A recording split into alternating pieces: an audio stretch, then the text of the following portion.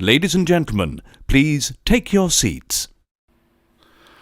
Ladies and gentlemen, if you can hear my dulcet tones, it means you are in the seats with a very brand new experiment we're trying here at In the Seats, a podcast, a online interview series where we go in depth with writers, actors, directors to find out really what makes some of our favorite movies and movies that they've made tick. First up, we're going to talk with writer, director, and actor Grace Glowicki about her film Tito, which is now available on VOD. It's a film that kind of really speaks to the times because it's about this desperate man who's a bit of a shut in, and he's seeking refuge from like these imaginary predators that surround him. That is until a cheerful intruder seems to end up parking himself in his house, and this guy who's having a nervous breakdown has to deal with having a new best friend. It kind of speaks to the pandemic times, the times where we're all a little bit shut in and feeling a little squirrely, as it were. But it is also a fantastic little film with a really amazing performance from writer, director, and actor Grace Glowicki. And well, we hope you enjoy. Thanks for the time today. I really appreciate it. Of course, of course. I'm looking forward to it. Well, I mean, I guess that's a good place as any place to kick off. Congratulations on the movie. It absolutely blew me away. Now, can you walk me through sort of the idea of just this character? Because making not only a feature film with a character with a protagonist that barely has any dialogue is kind of brave, but being your first one is even more brave. Yeah. It came about. I'm so happy you liked it. It came about basically. I was going through this time in my life where I just was feeling pretty anxious and pretty scared of stuff, and I kind of just let those feelings affect my body, and I formed the character and then the plot from there. So I was working pretty intuitively, and only later would try to like cerebrally make sense of, what might this all be about. But yeah, it really just came from a physical exploration of fear and anxiety, and that I've felt through personal experience. That's absolutely amazing. I mean, is this even something you can script, or is it just a question of you have to go in with a guideline and then sort of see what you get? Yeah, it's actually pretty scripted. I worked, so Ben Petrie, who's my partner and also collaborator, we rehearsed pretty rigorously. So all of the scenes were rehearsed for, I think, 2 months before shooting. So it was pretty, pretty structured and not too far from the script. A lot of Ben's dialogue came from improvisations, but the structure of the scenes Okay. is not fairly far from the script itself. No, and I mean, just watching I mean, the bent simplicity of it all really is, I think, what makes it so incredibly compelling, because there is this character who is obviously those anxieties, there are those problems, but there is still that sort of need and desire to try to function in the outside world at the same time. Yeah, I really like simplicity. So I was okay with it being sparse and minimalistic. And then yeah, like I guess the complexity comes from just feelings are so complex and elusive and hard to encapsulate in articulations and stuff. So yeah, yeah, with the story structure and stuff, like I'm definitely not a complex writer. Like I really wouldn't say I'm, yeah, uh, too skilled at writing intricate script or anything. But yeah, the feelings and stuff and expressions are, I think, where like the nuance comes from. But often I thought kind of the story structure was similar to a fable, which I find are Yeah. often sort of simple and yeah, Gaspar Noé's Love in some Oh, totally. ways Yeah. was a kind of reference point, just in its pretty simple storytelling, but kind of timeless too in its feeling. How weird is it that this is coming out now? Because I mean, I've got to imagine there might be a few Titos out there in the world as we speak. The timing of it seems really almost fortuitous. Yeah, it's really weird because like with the COVID stuff and being paranoid of other people and recoiling when people get close to you, it definitely does have some current relevance for sure. Yeah, and I think with the COVID stuff, like, in some ways it is isolate well, obviously it's isolating us from each other and keeping us in our houses, and that comes the whole, a whole mental a whole mental rigmarole. So yeah, it's weird how that worked out. I think it's also kind of born out of, as a independent filmmaker who's Yeah. has never had much money to work with, keeping locations minimal and working in houses has been like an economic choice too. So it's curious that it's relevant coincidentally, I think, but yeah, maybe I was tapped into the zeitgeist in some weird way. how did I mean, I guess having to sort of not only be in front of the camera but be concerned behind the camera, be a producer, sort of take on multiple roles, change your overall experience? Because obviously you've acted and you've done other things, but this seems to be like the first time where you've really taken sort of everything onto your plate. Yeah, I was explaining to someone yesterday, like, it kind of had this sensation of like finally being the one that was driving the car. Like, in some ways it felt easier than ever before because I was the person that was in control of everything. So it felt much easier because there was, less conversations to navigate and less people to translate things through. And so in some ways I think it was really liberating and in some ways easier than not directing and acting at the same time. And coupled with that, my partner Ben Petrie was, in my AD, like I had all these really supportive collaborators that made it easy for me to have a liberated experience doing both. For sure. Now, I mean, and just in watching the film, I love how you mentioned Noé, because there really is sort of a free flowing sense to it all. And I'm kind of curious for you, like, not just as someone who wants to tell stories, but as a fan of someone who likes seeing other people's stories. What are the kind of films and what are the kind of pieces that really sort of get your creative juices flowing? Yeah, I think like I was thinking about this the other day, like who are like kind of like tutorial eye, and I think Claire Denis is definitely one, and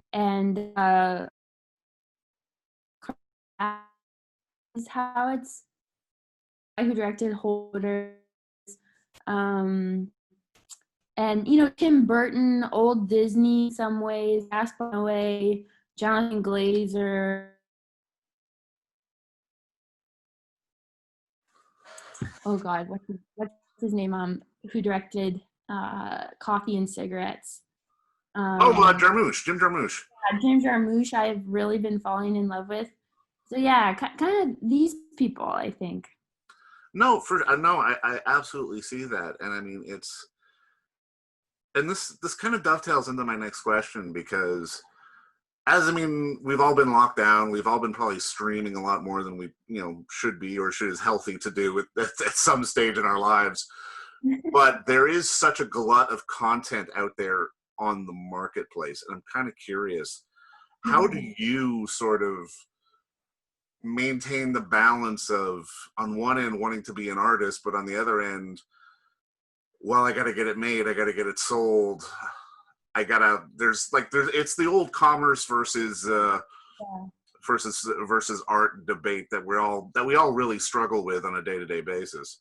Yeah, I've been really thinking about that because, um, the bulk of the criticisms of Tito have been about the plot and the the story structure and stuff. And so I'm kind of at the beginning of my next project, and I'm trying to figure out, should I, you know, use a conventional story structure, but then have the content of that structure be, kind of rebellious, so that people can easier ingest my work, and it can maybe be more commercial and more accessible to a wider audience, but still have a rebellious, independent spirit in like how I'm doing that, and like what the characters are like and what performance styles I'm choosing.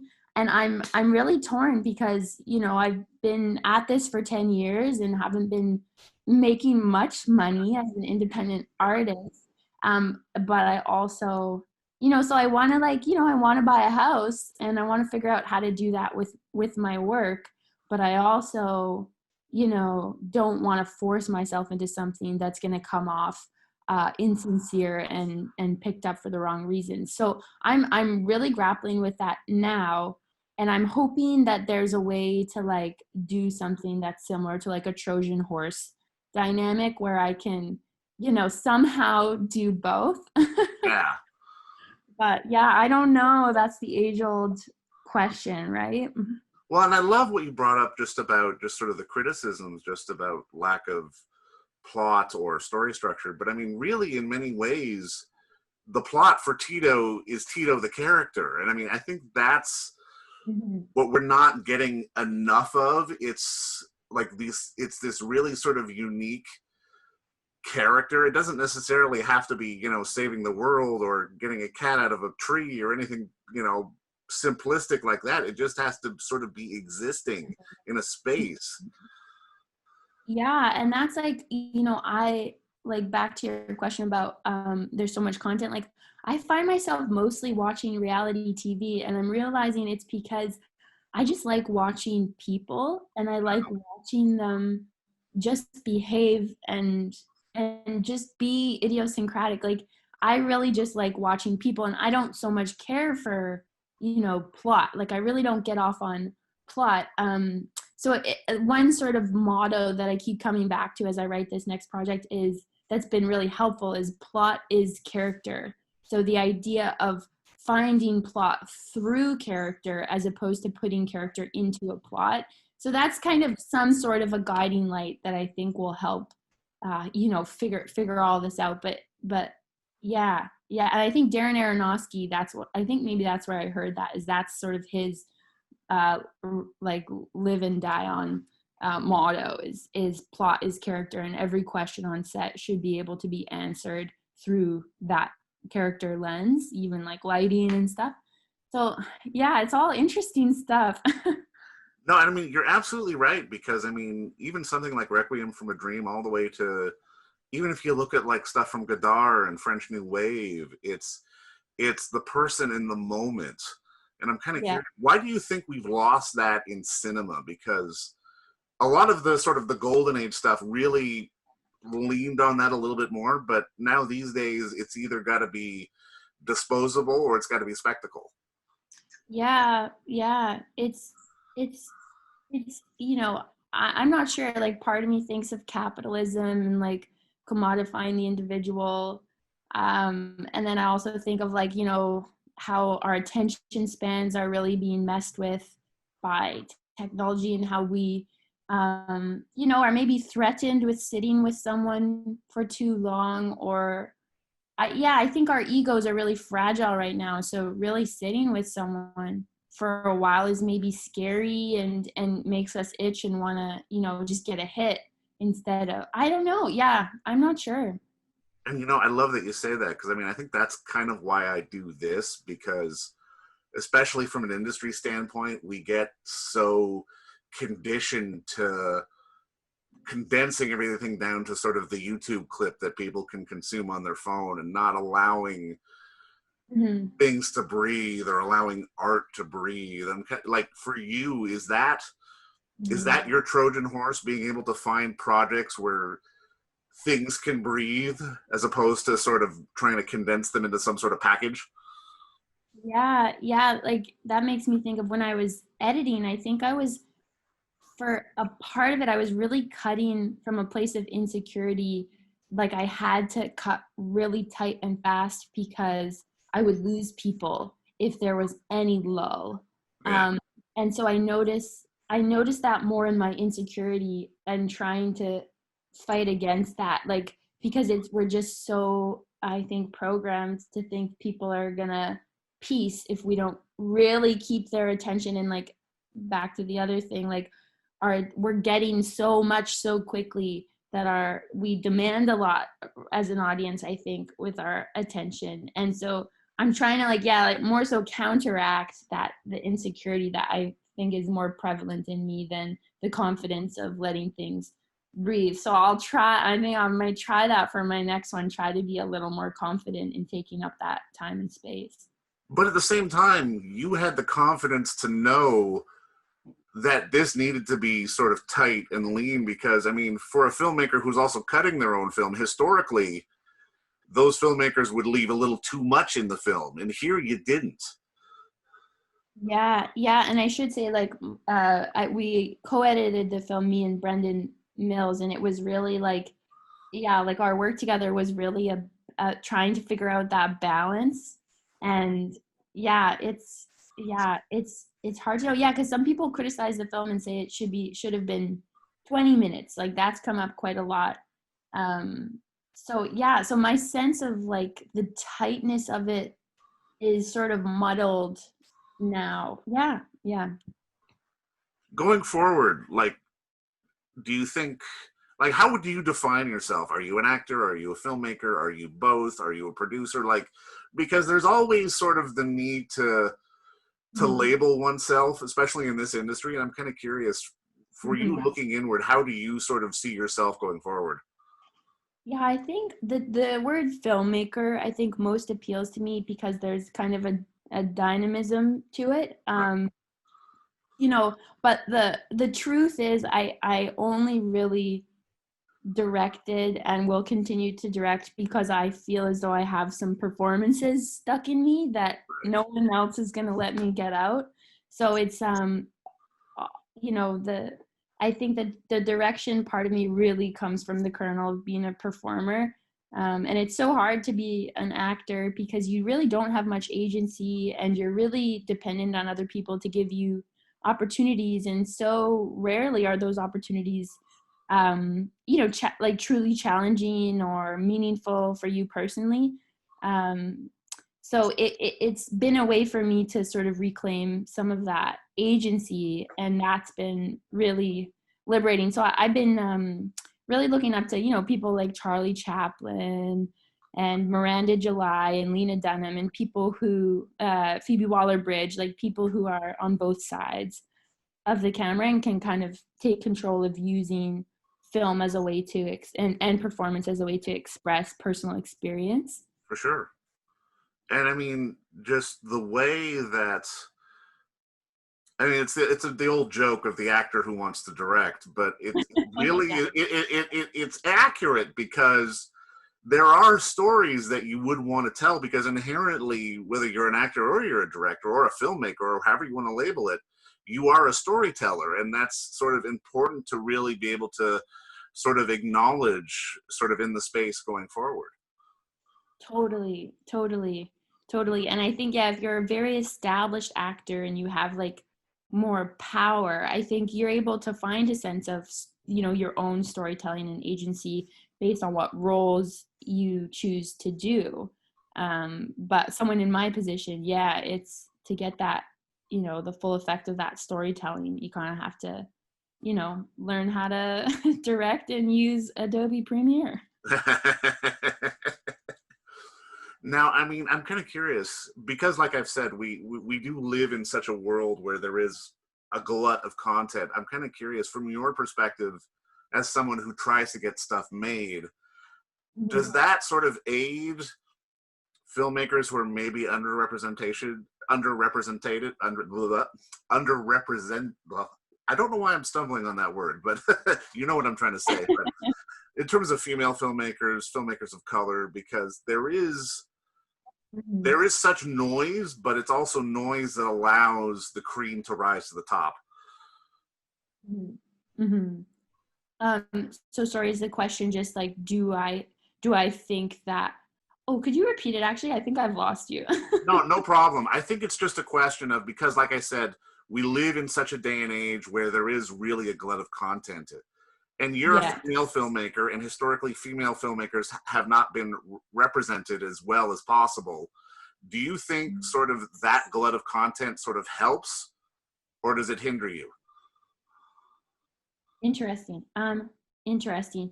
You know, it's so hard to say. Like, I feel pretty lucky. I just got a telefilm grant. Right. Um, yeah, it's hard to say. Like, I think it's like kind of like the internet. Like, there's probably good and bad. Yeah. Perhaps in equal measure. You know, like with more content, we get to hear more voices, so we get to experience, like, you know, a move towards normalization of different perspectives and different stories told from people that have experienced that stuff, instead of, you know, other people telling those stories for them. So in that way, like, cool. Yeah. And, you know, like Tito definitely is, you know, participating in that swell of content. I think it's, you know, I think it's cool that anyone can make a movie now with their iPhone or whatever it Yeah. is. The cliche is like, I think it sort of democratizes it in a sense. Like, obviously there's still all these things that could get in the way of someone, you know, being able to do it, but it's the hurdle is getting a little lower, I think, with more people making movies. So maybe it's ultimately good, I think. Like, it's Right. not exclusive.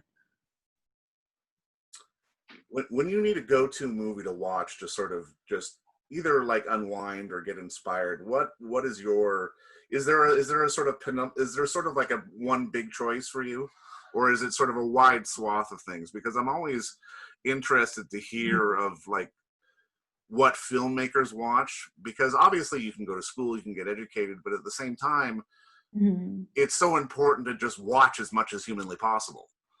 Yeah, it's interesting. Like, my partner Ben watches a lot of movies, and I like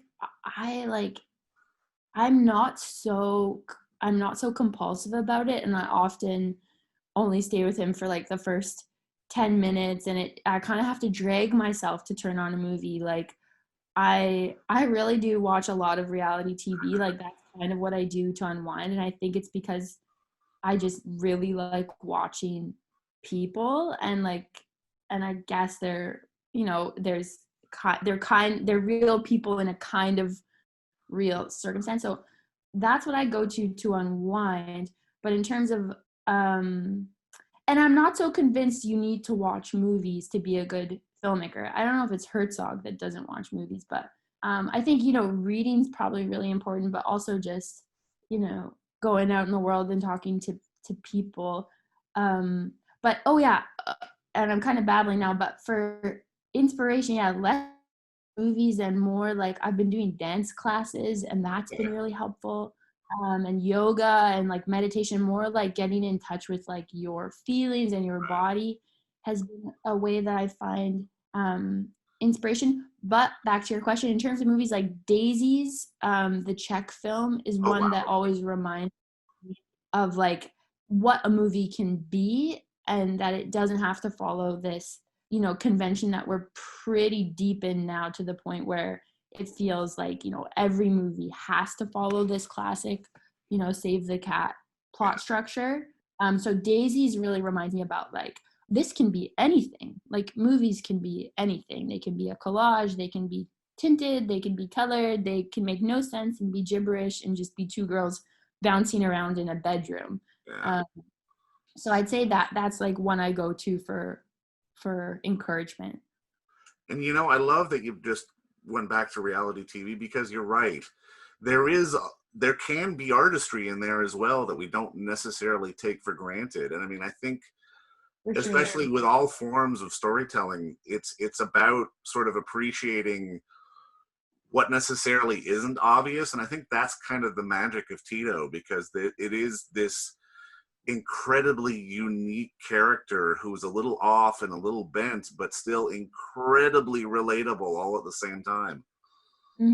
Yeah, the like performing it, the experience of performing it was basically how I access that is I just take off. It feels like I just take off the skin of my socialization, and I just actually am how I always feel and what I would naturally do if I wasn't socialized, if that makes sense. So I think that's where the relatability comes from, is it's what it feels like, but what we don't necessarily act on because we're socialized to not be like this. But I think that's why it's relatable.